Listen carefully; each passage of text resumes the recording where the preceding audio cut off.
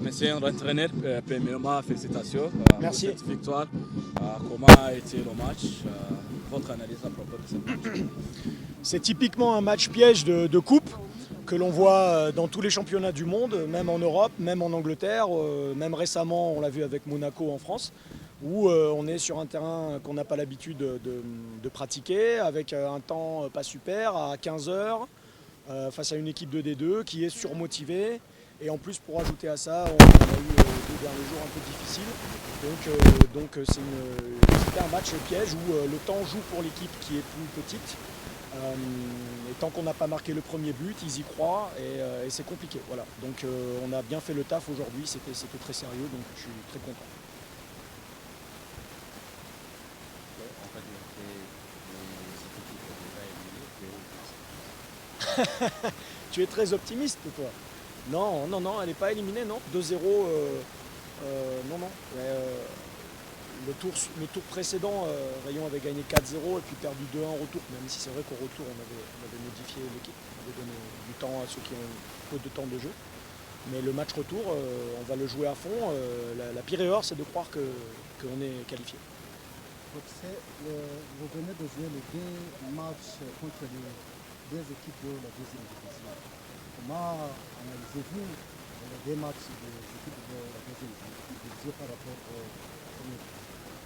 Ouais, les deux. Alors, le premier match que j'ai fait, auquel tu fais référence, c'était pas un match qu'on peut analyser puisque justement, je le dis et je le redis, on a donné du temps de jeu, on a mis titulaire des joueurs qui n'ont pas l'habitude enfin, qui n'ont pas assez de temps de jeu. Donc, on n'était pas une équipe, comment dirais-je, 100% motivée et impliquée. Beaucoup de nos joueurs pensaient qu'à 4-0, c'était déjà qualifié, donc on n'a pas joué à fond. J'ai du mal à analyser ce match-là. Sur ce que j'ai vu aujourd'hui, c'était une équipe tenace qui a des certitudes, qui a éliminé Mousse en Zay, donc c'est forcément une bonne équipe. Et après, j'ai jamais vu de match de D2, donc je ne vais pas me prononcer. Mais sur ce match-là d'aujourd'hui, c'était pas facile, donc voilà. Vous venez de dire que les 2 jours sont des jours difficiles. C'est parce que vous avez perdu les jours 41 au Congo. Oui, oui, mais c'est surtout à cause de tous ces trucs médiatiques. Des choses qu'on ne maîtrise pas, donc il y a des choses qui sont fausses, on a envie de répondre, mais on ne le fait pas. Et voilà, c'est gonflant. Et puis on lit des trucs qui sont pas bien, comme quoi, tiens, maintenant la saison de Rayon elle est terminée. Et ça, c'est pas connaître le football et c'est manquer de respect au club, aux joueurs et puis aussi au travail du staff. Donc voilà, ça c'est un peu, ça peut rester dans la tête et ils ont montré aujourd'hui que voilà, c'était maintenant du passé.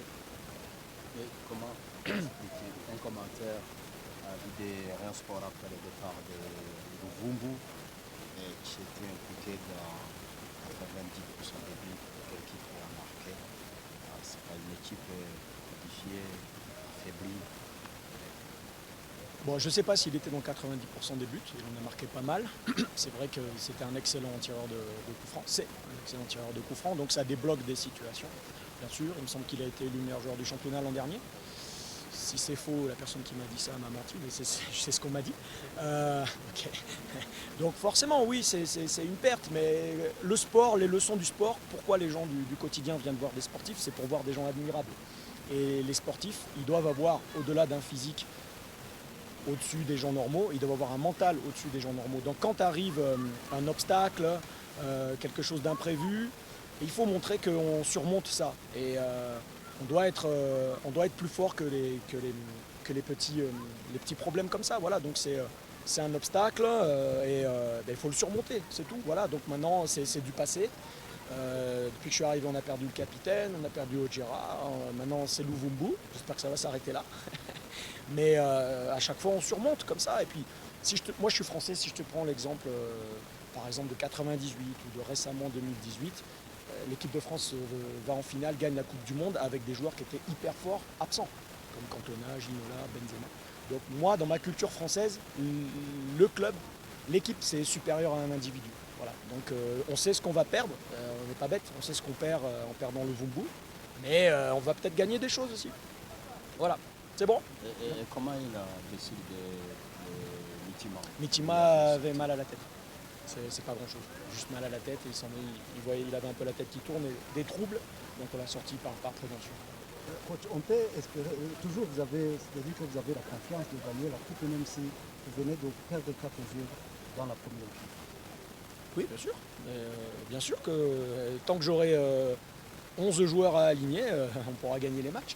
Avec la coupe, Bien gagner sûr. le match, ça ne signifie pas que ça ne signifie pas gagner la coupe. Oui, bah, il nous reste 4 matchs maintenant pour la gagner cette coupe.